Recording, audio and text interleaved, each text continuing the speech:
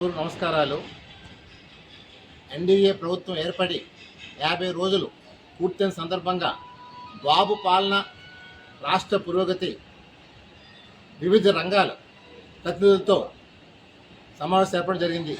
ఈ సమావేశం ముఖ్య ఉద్దేశం గడిచిన 5 సంవత్సరాల్లో జగన్ పరిపాలనలో అన్ని రంగాలు నష్టపోయినాయి.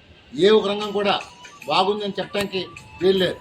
మరి అలాంటప్పుడు మేము ఒకటే ఈ సమావేశం ద్వారా ఆ రంగాల నిపుణులతో ఒక సమావేశం ఏర్పాటు చేసి సలహాలు సూచనలతో మీ రంగాన్ని ఎలాగ అభివృద్ధి చేయాలని, అలాగే ప్రభుత్వం కూడా నష్టపోకుండా ప్రభుత్వం కూడా మేలు జరగాలని అనే సంకల్పంతో ఈ కార్యక్రమం నిర్వహిస్తున్నాం.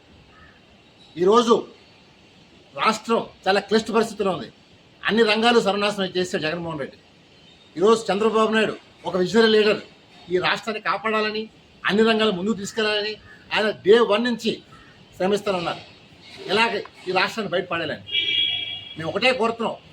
ఆంధ్రప్రదేశ్ ఎప్పటికీ నెంబర్ 1 రాష్ట్రంగా ఉండాలని, భారతదేశంలోనే గర్వించదగ్గ రాష్ట్రంగా ఉండాలనే ఉద్దేశంతో ఈ సమావేశం ఏర్పాటు చేస్తున్నాం. ఎందుకంటే 5 సంవత్సరాలు అన్ని రంగాల ప్రజలు చాలా ఇబ్బంది గురయ్యారు. సో దీనికి ఒక వేదిక ఏర్పాటు చేసి భవిష్యత్తు కార్యాచరణగా ప్రభుత్వం ముందు నడిపించే బాధ్యత మీ పైన, నా పైన, మన అందరిపైన ఉంది.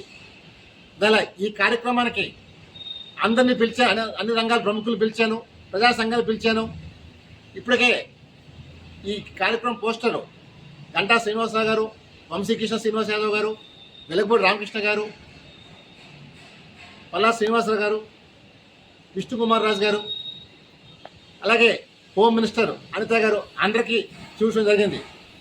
మనందరూ ఈ కార్యక్రమం చాలా మంచి కార్యక్రమం, కరెక్ట్ టైంలో చేస్తామని చెప్పి అభినందించారు.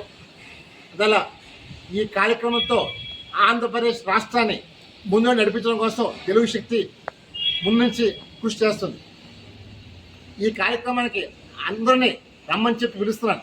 ఎందుకంటే ఇది నా ఇంట్లో పెళ్లి కాదు, మన రాష్ట్ర భవిష్యత్తు దిశ మార్చి ఆలోచనలు మనందరిపైన ఉన్నాయి.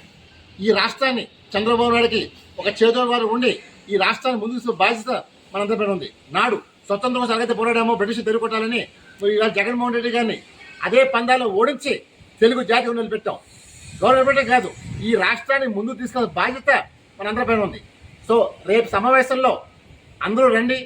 అన్ని ప్రజా సంఘాలు అందరికీ ఇదే ఆహ్వానం మన్నించి భావిస్తున్నాను. ఎందుకంటే ఈ కార్యక్రమం మనందరి కార్యక్రమం. ఈ కార్యక్రమం జయప్రదం చేసి తెలుగు జాతి కూడా నిలబడతాం.